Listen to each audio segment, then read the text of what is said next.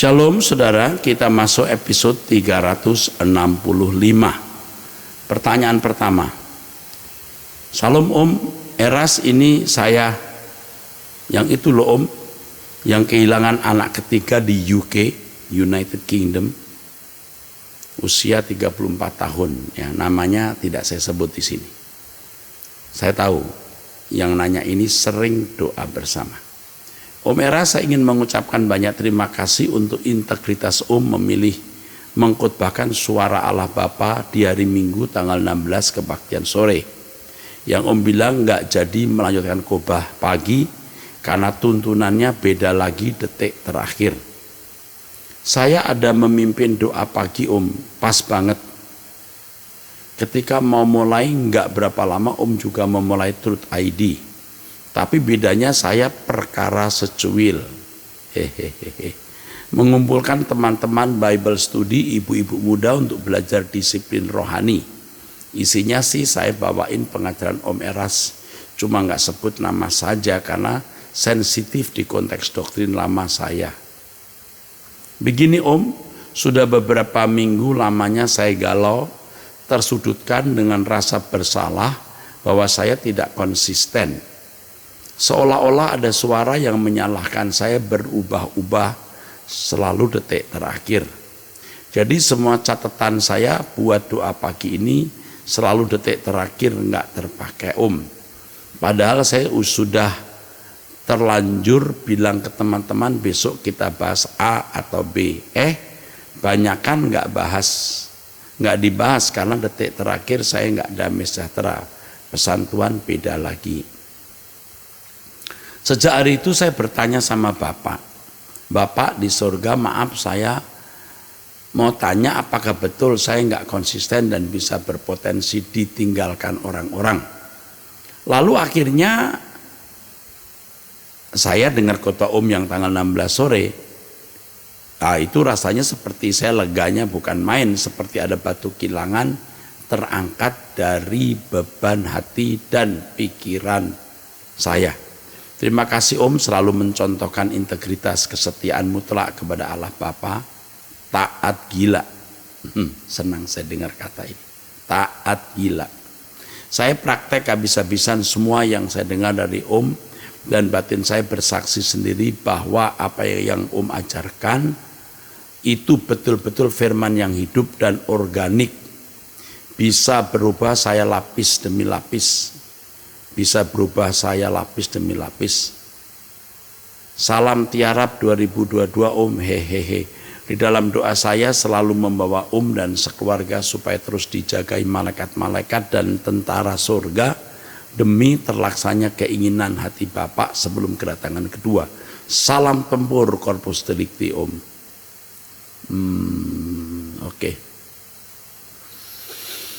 Oke. Begini, kita sering mendengar suara Tuhan atau kadang-kadang mendengar suara Tuhan dan mengubah tema khotbah kita. Kalau misalnya tema khotbah harus berubah, ya tidak apa-apa. Tetapi usahakan tidak perlu membuat tema ya, sebelum pasti. Misalnya Anda berkata, saya mau tema ini, gitu ya. Saya mau sampaikan tema anu, misalnya tema apa? Bagaimana bertahan dalam penderitaan. Waktu mau menyampaikan berubah, bisa saja. Nah, kalau kita tidak pasti tema apa yang kita mau sampaikan, lebih baik kita tidak usah announce lebih dulu, jadi biar saja nanti bagaimana Tuhan berbicara. Tapi saya lihat Anda wanita usia 34 tahun tapi sudah memiliki kenekatan yang luar biasa ya. Syukur ya, waktu saya seumur kamu belum senekat kamu ini barangkali. Oke, selamat berjuang. Salam tempur juga untuk kamu. Ya, salam tempur Corpus Delicti. Tuhan memberkati. Yang kedua, wanita usia 28 tahun pekerja swasta. Salam hambanya Bapak Pendeta Eras, saya seorang anak gembala gereja di desa. Dulu saya membantu pelayanan ibu saya untuk mengembalakan, namun saya ambil kuliah lagi dan bekerja di Jakarta sejak tahun 2016. Sejak saat itu saya tidak melayani kembali, hanya fokusnya bekerja. Pak Pendeta, saya dalam dunia bekerja tidak memperkenalkan diri sebagai anak seorang hamba Tuhan, karena saya malu dan takut kalau tingkah laku saya tidak mencerminkan itu dan mencoreng nama ibu saya sebagai gembala. Dan ibu saya tahu akan hal itu. Soal memberitahu siapa kamu, apa latar belakangmu, itu bukan masalah besar. Yang penting Tuhan memang suruh kamu tidak perlu memberitahu, atau kalau nanti suatu hari harus memberitahu, kamu harus memberitahu. Nah, di sini masalahnya cuma satu. Kamu biar anak pendeta, bukan anak pendeta, tetap harus memiliki tingkah laku yang mencerminkan kehidupan anak Allah. Jangan berpikir kalau anak gembala sidang memiliki standar A. Kalau bukan anak gembala, standar B. Ini namanya standar ganda. Tidak boleh. Kita punya standar itu sama, yaitu serupa dengan Yesus. Nah, ini yang menjadi masalah di banyak tempat. Ya, pendeta punya standar sendiri, jemaat punya standar sendiri. Padahal dua-duanya punya standar yang sama, serupa dengan Yesus. Memang kalau pendeta hendaknya lebih dewasa dulu, tentu. Kalau pendeta harus lebih dulu dewasa, tapi standarnya sama. Hanya pendeta atau hamba Tuhan mesti harus lebih dulu dewasa dibanding jemaat. Ini masalahnya, ya. Oleh sebab itu, jangan merasa karena kamu anak gembala harus bagaimana. Bukan kamu karena kamu anak gembala, tapi karena kamu anak Allah. Ingat ini, bukan karena kamu anak gembala, karena kamu anak Allah harus mencerminkan Allah, Bapa kita. Oke. Saya terus terang khawatir kamu tidak punya integritas, ya. Sekarang kamu belajar punya integritas. Ya. Ini beda dengan yang bertanya tadi yang saya katakan dari luar negeri, tidak menyebut nama saya dalam menyampaikan khotbah walaupun itu bahan dari saya. Ya, ini bukan sesuatu yang penting, ya. Memang nggak perlu sebut nama saya.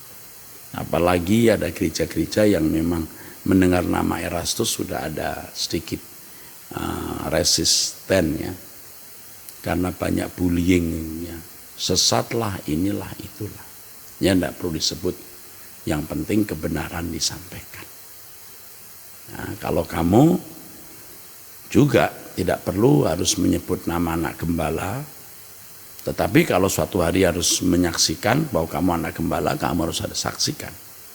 Yang penting di sini adalah kamu harus menjadi saksi sebagai anak Allah, serupa dengan Yesus, sempurna seperti Bapa. Itu standarnya. Jangan sebut-sebut ibumu gembala atau tidak, karena standar kita sama. Pertanyaan ketiga, Pak Pendeta, saya memiliki pacar umur 35 tahun namun agamanya non-Kristen. Saya mau menerima dia saat 4 tahun lalu karena dia bilang mau jadi Kristen. Tapi baru mulai tahun kemarin dia pergi ke gereja dengan saya. Ibu saya menyuruh saya nikah tahun ini. Itu menjadi pergumulan saya.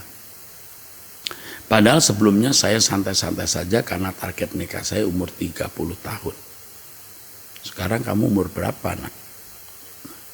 Oh, jadi sekarang kamu ya coba ya, 4 tahun yang lalu kenal, target nikah 30 tahun. Jadi umurmu belum 30 tahun, ya. Saya belum memperkenalkan pacar saya ke ibu karena memang hubungan kami tidak terlalu dekat. Bagus. Kalau dia non-Kristen, kamu tidak boleh pacaran. Kalau dia mulai masuk Kristen, kamu harus uji dulu. Bukan setahun 2 tahun, bisa lebih. Ya, harus berani. Jangan sampai kamu salah pilih jodoh. Lebih baik tidak menikah daripada menikah dengan orang yang salah. Sesama Kristen pun ya harus hati-hati. Ini banyak orang Kristen merasa kalau sudah sama-sama Kristen lalu cepat-cepat menikah. Tidak sedikit orang Kristen yang lebih brengsek dari orang non-Kristen. Jadi pilih jodoh itu harus benar-benar hati-hati. Saya teruskan ya. Saya tipe orang yang diam and suka mendam sendiri. Menurut Pak Pendeta, apakah saya bisa menikah dengan pacar saya? Atau Tuhan tidak berkenan dengan hal ini? Karakter pacar saya seorang yang penyayang, tidak neko-neko, tidak main cewek, tidak pelit, suka masakin makanan buat saya, mau antar saya kemana saya pergi, tidak pernah marah, cuma cemberut aja kalau kesel dan kecewa. Cuma minusnya setahun ini dia tidak bekerja, dia bingung mau kerja apa karena lulusan SMA, sedang saya S1. Sehingga mau nggak mau saya bagi uang jajan dan uang kos selama setahun ini. Ternyata dia tipe orang yang kurang bijaksana mengelola keuangan. Suka menggampangkan kalau uang itu pasti ada. Padahal saya yang bekerja dia cuma minta. Kadang saya berpikir dia punya iman, tapi kadang saya berpikir dia manfaatin saya. Maaf Pak Pendeta, bila penjelasannya panjang mohon untuk sarannya. Saya sudah berdoa kepada Tuhan khusus untuk kali ini setahun belakangan. Namun belum ada tanda yang meyakinkan saya. Tuhan memberkati. Tanda yang mestinya meyakinkan kamu, dia menggampangkan uang. Itu sudah cukup kalau buat saya tidak menikah dengan pria seperti itu. Jadi jawabannya apa? Kamu sudah tahu. Kalau saya jadi kamu, saya tidak menikah dengan pria seperti itu. Tidak menikah dengan pria semacam itu.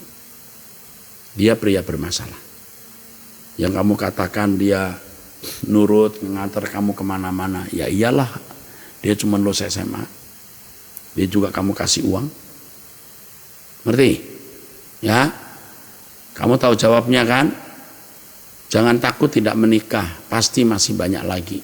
Dengar, ya Om Eras bicara ini. Dengar, kamu tanya Tuhan, jawabnya saya bisa pastikan. Tunda. Paling tidak tunda. Sampai bisa membuktikan dia menjadi pria yang bertanggung jawab.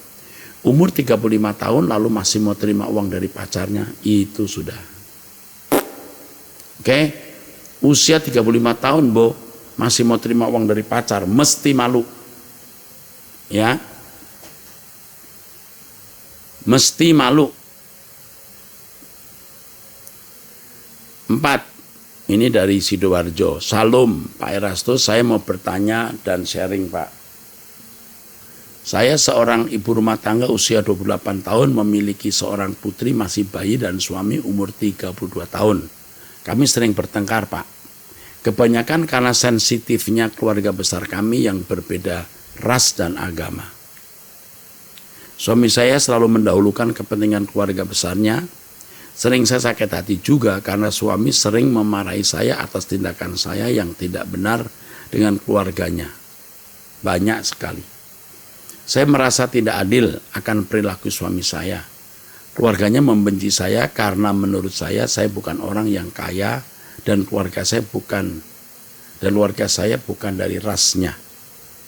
Suami saya tidak buat saya kuat menghadapi masalah, justru dia sumber sakit hati dan kepahitan saya. Mulutnya sangat berbisa buat saya. Ternyata dia menikah saya karena dia bilang saya sebatang kara dan dia nggak perlu hormati orang tua saya karena bukan orang tua kandung saya. Singkat cerita memang saya tidak begitu dianggap juga oleh keluarga saya. Singkat cerita memang saya tidak begitu dianggap juga oleh keluarga saya. Tetapi sikapnya keterlaluan Pak Eras.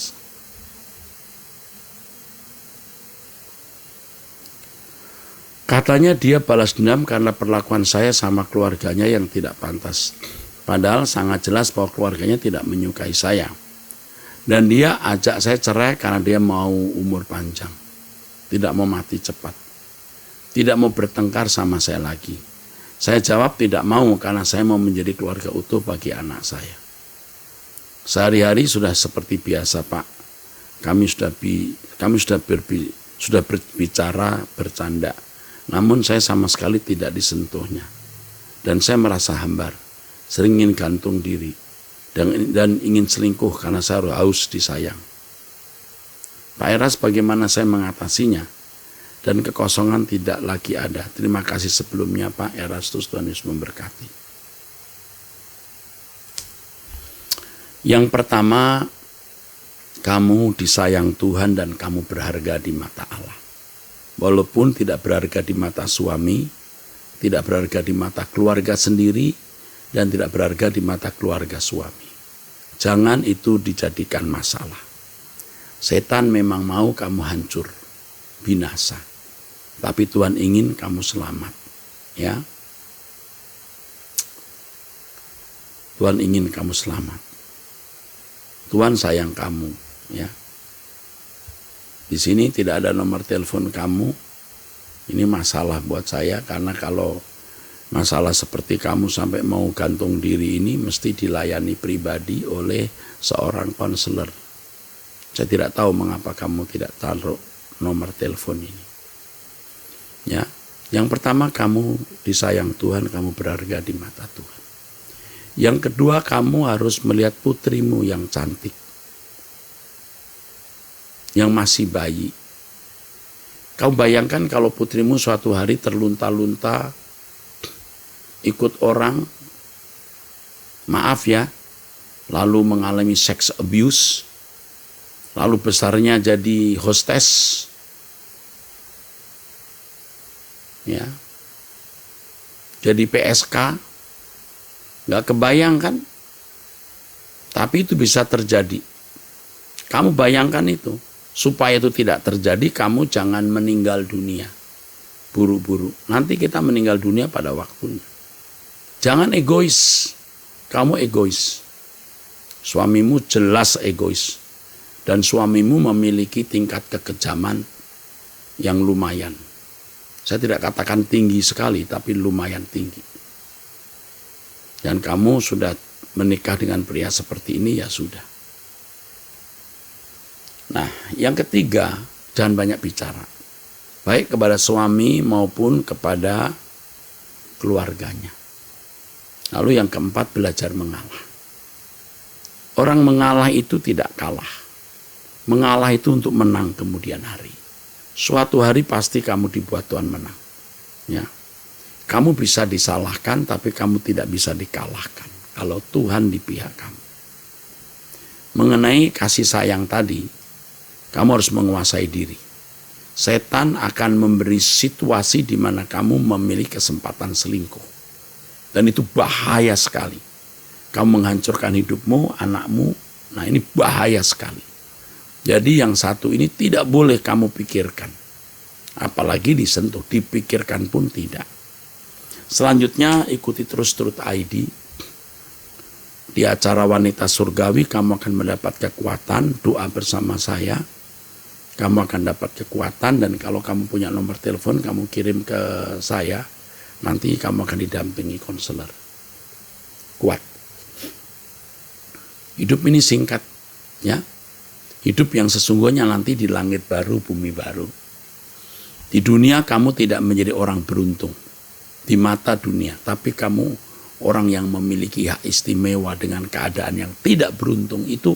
Kamu berpotensi besar untuk bisa ke langit baru, bumi baru. Jadi, setialah terus. Jangan mundur. Maju terus, ya. Kami akan mendampingi Anda. Ya, saya dan staf saya mendampingi kamu. Kau masih punya keluarga, ya. Paling tidak, keluarga pecinta suara kebenaran. Saya percaya, selain saya juga semua pecinta kebenaran akan bersedia menolong kamu, membantu, mendampingi kamu. Kita keluarga besar pecinta suara kebenaran. Oke. Pertanyaan berikut. Salam Pak Eras, salam sejahtera. Perkenalkan Pak, saya mahasiswi 20 tahun umurnya. Saat ini sedang berkuliah di luar Indonesia. Saya kenal Bapak dari mama saya yang rajin bergereja di Rehoboth, karena keluarga kami baru bergereja di Rehoboth setelah berangkat kuliah. Saat ini saya memiliki pergumulan di dalam keluarga. Saya adalah anak pertama dari 3 bersaudara. Adik-adik saya masih sangat kecil dan bahkan belum duduk di bangku SMP. Dalam keluarga kami Hanya papa yang bekerja dan mama ibu rumah tangga. Tetapi sudah 2 tahun ini papa tidak bekerja. Terakhir mengalami PHK. Tetapi jauh sebelum ya, di PHK beliau sempat bekerja di perusahaan lain dan mengundurkan diri karena banyak keluhan. Entah soal bosnya ataupun rekan kerjanya. Tetapi menurut saya sangat tidak bijak memutuskan keluar dari tempat kerja karena alasan itu. Saya berharap papa saya bisa sedikit lagi lebih bersabar karena hanya beliau tulang punggung kami. Papa juga orang yang keras, bahkan mama selalu dimarahi ketika mengoreksi beliau. Mereka sering bertengkar karena papa tidak mau mendengar masukan orang lain dan temperamental. Semenjak di PHK, papa belum mendapat pekerjaan tetap sampai saat ini. Oke. Papamu mungkin sekitar usia 40 tahun ya. Paling muda, mungkin 44, 45 ya. Sekitar 44, 45. Saya berkuliah di luar negeri atas kemauan beliau, tapi saya bersyukur dan tidak bermaksud menyalahkan beliau. Tetapi Pak, kuliah di luar negeri biayanya besar. Saya memang bekerja paruh waktu, part-time, dan puji Tuhan dicukupkan. Tetapi uang kuliah masih ditanggung orang tua dengan sedikit saya bantu. Tetapi di tahun 2022 ini sepertinya papa saya sudah tidak sanggup membiayai kuliah saya. Puji Tuhan saya memang mendapat tunjangan dari sebuah instansi karena prestasi saya. Tetapi tunjangan tersebut tidak bisa menutupi uang kuliah saya karena saya masih ada biaya hidup yang harus saya cover. Saya sudah sangat berhemat Pak, tetapi tetap tidak akan cukup untuk bayar uang kuliah. Berkali-kali juga kami bergantian menasihati Papa agar mau berubah menjadi pribadi yang lebih baik. Tetapi setiap kali Papa marah dan bilang kami menyudutkan beliau karena beliau tidak bekerja sekarang dan minta untuk disupport. Dan sudah 2 tahun Pak, rasanya support apa lagi yang belum kami berikan. Pengeluaran tetap berjalan dan pemasukan tidak tetap. Kadang ada dan kadang tidak. Sekarang saya bingung harus apa Pak. Selain berdoa saat ini saya menunggu jawaban dari Bapak. Mohon bantuannya Pak. Kalau tidak merepotkan mohon diinfokan tayang episode berapa. Jika ditayangkan terima kasih Pak. Saya tidak bisa menjawab pertanyaan kamu. Karena ini pasti ada hal-hal yang harus dibicarakan khusus ya. Tetapi nasihat saya satu kalimat. Berhenti khawatir. Berhenti khawatir. Jangan berhenti sekolah. Selalu ada jalan. Saya tidak tahu kamu di luar negeri itu di mana. Amerika, Taiwan, Australia, Singapura. Lalu kamu ambil jurusan apa? Berapa biayanya? Ini tidak bisa tidak bisa saya jawab. Jadi nanti saya kira ada orang yang akan menelpon kamu dan membimbing kamu apa yang harus kamu lakukan ya. Tuhan menolong kamu nak. Kiranya Tuhan menolong ini. Tuhan Yesus tolong. Elohim Yahweh Bapak kami tolong anak ini. Tolong remaja ini, tolong pemudi ini agar tidak berhenti sekolah. Dalam nama Tuhan Yesus Kristus. Amin. Pertanyaan ke-6. Shalom Bapak Erastus, saya wanita umur 48 tahun, suami 48, menikah sudah 19 tahun, belum memiliki keturunan. Apakah boleh menjalankan program bayi tabung dengan donor sel telur sedangkan sperma tetap sperma suami? Bagaimana dengan surrogate mother? Semacam pinjam rahim gitu Pak, apakah boleh? Yang pertama, ini bayi tabung ini fertilisasi in vitro ya dalam bahasa Latinnya. Anda tidak boleh menggunakan donor sel telur, ovum atau sperma. Tidak boleh. Itu melanggar tatanan. Adapun kalau meminjam rahim orang, surrogate mother, ini juga harus diperhatikan aspek-aspeknya, aspek psikologis, aspek hukum, aspek psikologis. Kalau ibu mengandung anak, biar bukan benihnya, itu ada ikatan batin dengan ibu itu. Yang kedua, setahu saya belum jelas legalnya, legal standingnya belum jelas. Kamu saya harap untuk tidak ngotot punya anak. Tidak punya anak itu tidak masalah. Jangan memberalakan anak. Kamu berdoa supaya bisa mengurus anak orang, membantu anak orang, apakah membantu sebuah yatim piatu atau kamu sendiri yang membuka rumah yatim piatu, atau suatu hari Tuhan akan pertemukan dengan anak yang jadi anak angkat. Anak angkat itu bisa jadi seperti anak kandung sendiri.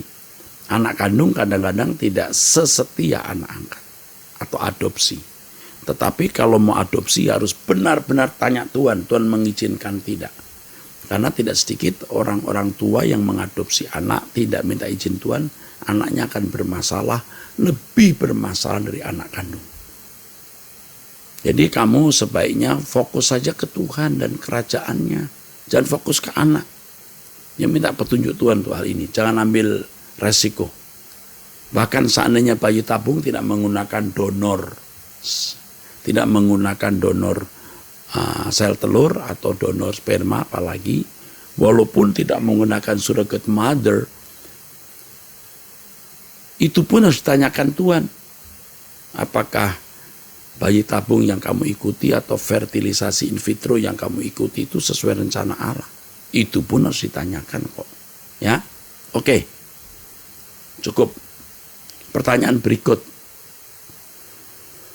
Pak Eras, saya baru 1,5 tahun menikah. Saya curiga suami saya punya wanita idaman karena sikap suami saya yang berubah.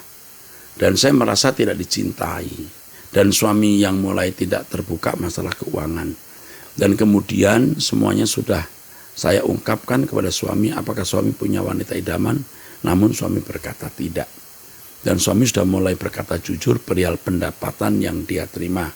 Tapi saya masih saja tidak percaya dan masih mencurigai suami saya punya wanita idaman lain. Yang saya mau tanyakan, apa yang harus saya lakukan dengan pemikiran saya ini, Pak? Saya juga tertekan dengan pemikiran saya ini. Adakah dan apakah kalau suami berbuat salah di dalam rumah tangga, apakah Tuhan akan memberitahukan kepada istri, Pak? Saya melihat kamu itu tidak dewasa. Kamu membahayakan dirimu sendiri. Kamu orang yang belum matang. Kamu egois. Kamu masih suka dilayani, perasaanmu terutama. Kamu tidak dewasa. Dan kamu membahayakan dirimu sendiri. Seandainya suamimu punya idaman lain, sikap kamu seperti ini akan lebih mempercepat dia meninggalkan kamu. Sikap kamu seperti ini akan membuat dia lebih tidak mencintai kamu, lebih tawar hati. Kamu kepoh. Nah, kamu sudah tanya, suami bilang tidak, kamu harus belajar percaya. Kalau dia masih tidak jujur, kamu harus membawanya ke Tuhan. Kamu gak akan sanggup menyelesaikan masalah ini. Kamu ini orang yang tidak mengandalkan Tuhan. Ya makanya tidak dewasa itu. Tadi saya katakan. Sekarang begini nak. Begini nak. Ya, kamu ikut-ikut pas saya terus saja. Biar tambah dewasa. Ikut doa. Ya. Gejala-gejala suamimu punya wanita idaman lain memang ada. Dengan mulai tidak mencintai. Mulai tidak terbuka soal keuangan. Ini gejala-gejala. Tetapi kamu tidak bisa menyelesaikan dengan mau tahu nih. Nah kalau sudah tahu mau apa? Anda tuh nggak bisa buat apa-apa kan? Ya kan? Lebih baik kamu diam, banyak berdoa, belajar firman Tuhan. Dengan cara itu kamu mempertahankan rumah tanggamu. Dengan cara itu kamu mengubah karakter suamimu. Kalau karakter suamimu belum diubah, karena kamu tidak bisa menggarami dia, kamu mau bagaimana juga percuma. Lebih baik kamu berubah. Seperti firman Tuhan katakan, suami yang tidak takut akan Allah diubah oleh kelakuan istri. Jadi sekarang yang kamu lakukan, jangan banyak bicara, jangan tanya-tanya lagi. Kalaupun dia tidak menunjukkan uangnya berapa, kamu diam, kamu mengandalkan Tuhan. Jika Tuhan mau membuka rahasia dia atau boroknya dia, gampang. Makanya kamu jangan kepo. Belajar firman Tuhan, berkemas-kemas pulang ke surga, banyak berdoa bersama saya dan doa pribadi. Kamu aman, terlindungi oleh Tuhan. Ya, ayo, itu saja. Baik, sampai di sini episode 365. Kita masuk di episode yang akan datang. Sampai jumpa, Tuhan memberkati. Dan jangan lupa subscribe Truth ID, menekan gambar lonceng dan memberikan tanda like. Tuhan memberkati.